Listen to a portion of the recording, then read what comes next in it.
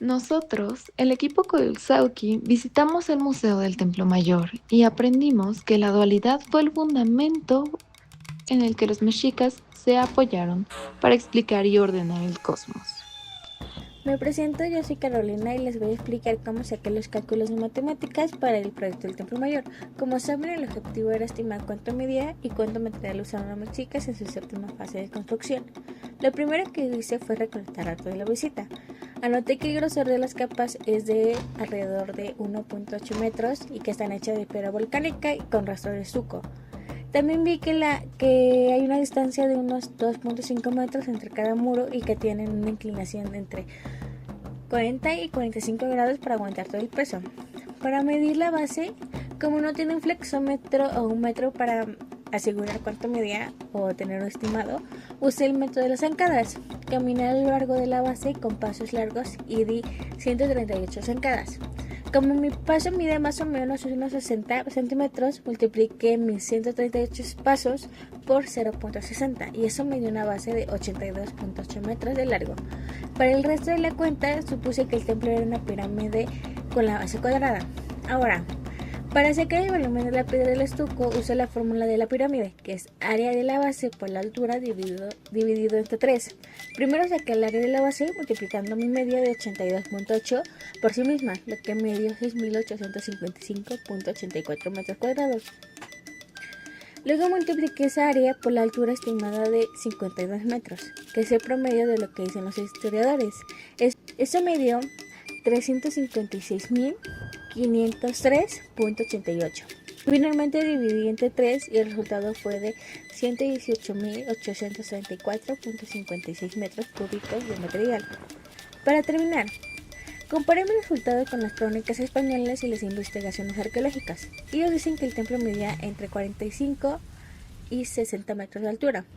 Mi cálculo es de 52 metros, quedó justo en medio, así que, aunque usar zancadas den un pequeño margen de error, mis datos coinciden muy bien con la escala monumental que tiene el templo mayor. De acuerdo con la mitología mexica, Huitzilopochtli, su dios tutelar, les ordenó abandonar Aztlán. Y tras una larga peregrinación con acontecimientos milagrosos, se les indicó el lugar donde debían asentarse definitivamente, con la aparición del águila, representante del dios solar, Huitzilopochtli, sobre un nopal en medio de la laguna. Es así que en 1325 inicia la vida en Tenochtitlan, que vio su caída 200 años después tras la invasión española. La diosa Coatlicue se encontraba barriendo en la cima del cerro Coatepec. Levantó una bola de plumas y la guardó junto a su vientre. Cuando trató de buscarla, se dio cuenta que estaba embarazada. Al saberlo, su hija, la diosa Koyolxauhqui, decidió junto con sus hermanos, las estrellas, terminar con la vida de su madre. Al enterarse de Huitzilopochtli, el hijo, que aún se encontraba en el vientre de Coatlicue, le dijo a su madre que no se preocupara, porque él la defendería. Y nació siendo adulto y armado. Con una serpiente de fuego, decapitó a Koyolxauhqui, cuyo cuerpo cayó en las faldas del cerro en el Templo Mayor. En el Templo Mayor, al igual que en el mito, un victorioso Huitzilopochtli se encontraba en la cima del edificio, mientras que su hermana, representada por un monolito de piedra, yacía desmembrada al pie del templo. Es este el mito que nos recibe en el Museo del Templo Mayor y que nos permite conocer el nacimiento del dios principal de los mexicas. Moctezuma I, el quinto tlatoani mexica, gobernó de 1440 a 1469 después de Cristo. Durante esta época, los mexicas consolidaron su poderío, y es en este periodo que el Templo Mayor sufre una ampliación total. De esta época se conserva la plataforma general, que se adorna con enormes braseros y cabezas de serpiente. También restos del primer cuerpo del basamento piramidal y parte de las escalinatas de la fachada principal. La diosa Coyolxauhqui muestra el torso y las extremidades desmembradas, hechas con tezontle estucado. Dicha representación se encontró bajo el piso que ocupaba el monolito de Coyolxauhqui. En la parte posterior de la plataforma se localizó una inscripción con la fecha 1 conejo, que corresponde probablemente al año 1454 después de Cristo. El templo mayor tenía en la cima dos adoratorios. El del lado sur, dedicado a Huitzilopochtli, dios de la guerra y patrono de los mexicas. En su interior se conserva una banqueta interrumpida por un pequeño altar donde seguramente debió colocarse la imagen del dios, que según estaba hecha de semillas. Dicho adoratorio era el lugar más sagrado de Tenochtitlan, porque ahí se celebraron los funerales de los importantes dignatarios mexicas. Sus restos cremados fueron depositados en urnas funerarias bajo el piso. El tajón de tezontle negro en el piso es la piedra donde se realizaban los sacrificios humanos, ofrendando el corazón de la víctima al sol, como alimento divino. En los últimos escalones del basamento se observa una pequeña cabeza de piedra y el símbolo 2 conejo, probablemente correspondiente al año 1390 después de Cristo. Tlaloc, el dios de la lluvia, también fue venerado por los mexicas y por muchos pueblos mesoamericanos. Esta deidad se encargaba de traer la lluvia que hacía posible las cosechas, pero también podía traer las tempestades que terminaban con ellas. En el interior del adoratorio destaca una banqueta sobre la que debió colocarse la imagen del dios. Frente a la entrada se ve una escultura policromada de un chacmol, con atributos de Tlaloc, que aún conserva el color original. En 1989 se excavó un túnel en la mitad de la escalinata que conduce a este adoratorio, encontrándose la cabeza de otro chacmol. El Templo Mayor como mapa del yo, el corazón de México Tenochtitlan. Estas piedras no son solo arqueología, sino que son un espejo de la mente humana. En psicología, los edificios suelen simbolizar la estructura de nuestra psique. Lo que se ve aquí, 7 etapas constructivas superpuestas una sobre la otra, es idéntico a cómo construimos nuestra identidad, sobre los cimientos de experiencias pasadas que no desaparecen, sino que quedan enterradas en el inconsciente, dándole soporte a quien somos hoy.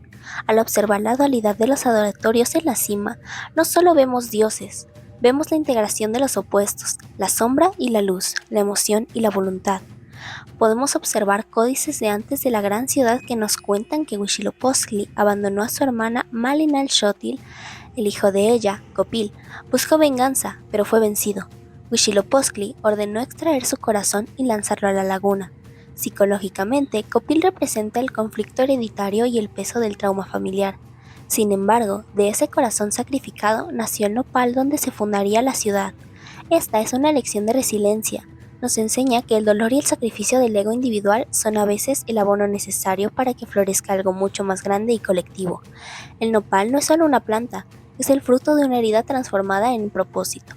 Al avanzar hacia el museo, podemos observar la figura de la diosa Mayahuel.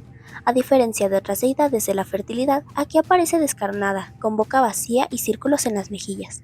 En nuestra cultura moderna, evadimos la muerte y la vulnerabilidad, las reprimimos. Para el mexica, integrar esta imagen era un ejercicio de salud mental colectiva. Al aceptar que la vida, el pulque y el maguey, emana de un cuerpo muerto, el individuo procesaba su propia finitud. No había neurosis por el miedo al fin, sino una aceptación absoluta de que somos parte de un ciclo. El Templo Mayor fue el edificio más importante de la ciudad de Tenochtitlán. Según los mexicas, el Templo Mayor se construyó en el lugar donde confluyen los 4 rumbos de la tierra y el eje de los 3 niveles de la vida: el cielo, la tierra y el inframundo.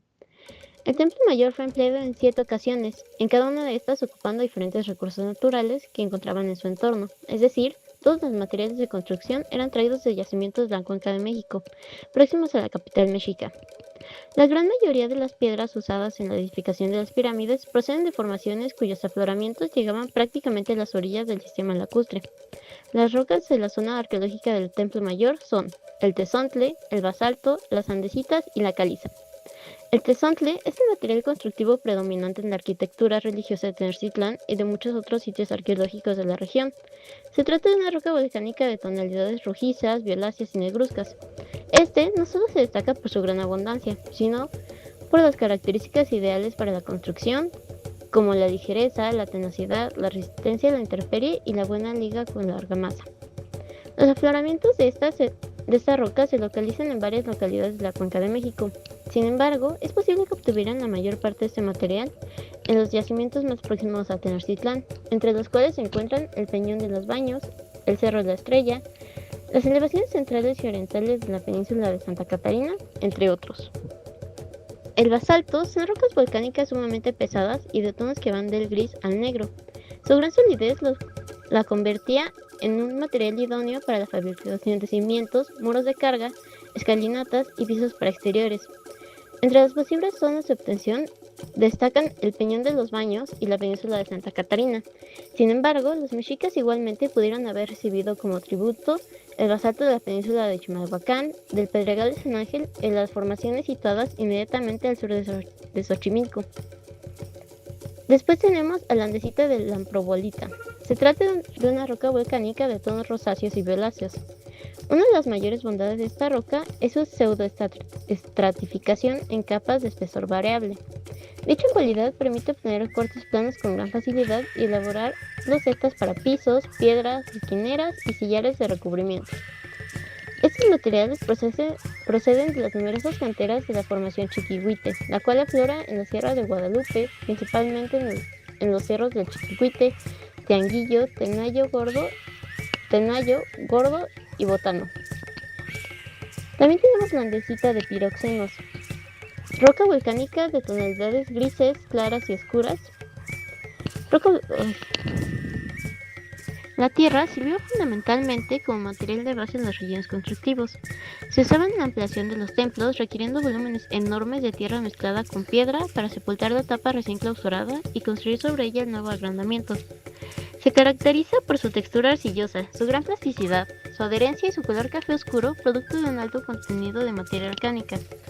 Todo indica que la extrajeron de las zonas pantanosas a las orillas de los lagos, al estudiar el contenido botánico de los diversos rellenos constructivos y observar algas, tules, escamas de pescado y de caracoles de agua dulce. La cal de calizas y la arena volcánica también fueron imprescindibles en la construcción, aplicándolos en los enlucidos, los estucos que cubren pisos, escalinatas, fachadas, muros internos, banquetas y conductos del drenaje. Las arenas son de origen volcánico, por lo que seguramente se obtenían en algunos de los numerosos yacimientos de la Cuenca de México. La arena de Tezontle era explotada tanto en el Peñón del Marqués como en la península de Santa Catarina. La cal tuvo que ser importada desde localidades más remotas. Para los mexicas, la flora y fauna influyó mucho en su cosmovisión. Como ejemplo, tenemos las cualidades y rasgos animales que poseen la mayoría de los dioses prehispánicos. Parte de la flora encontrada viene de bosques templados con abundantes poblaciones de coníferas, como pinos, abetos, cedros, enebros, ahuehuetes e incluso encinos, siendo hallados objetos de madera en múltiples ofrendas. También se recuperaron semillas de diversas plantas acuáticas, tallos, raíces y granos de polen. Esto se debe a la ubicación de Tenochtitlán, estando este ubicado en un islote dentro del sistema lacustre de Texcoco. Ahora hablemos un poco sobre la filosofía mexica. Para empezar, tenemos que entender qué es el término Mahuizotl. El término Mahuizotl proviene del náhuatl y puede traducirse como honra, gloria o dignidad.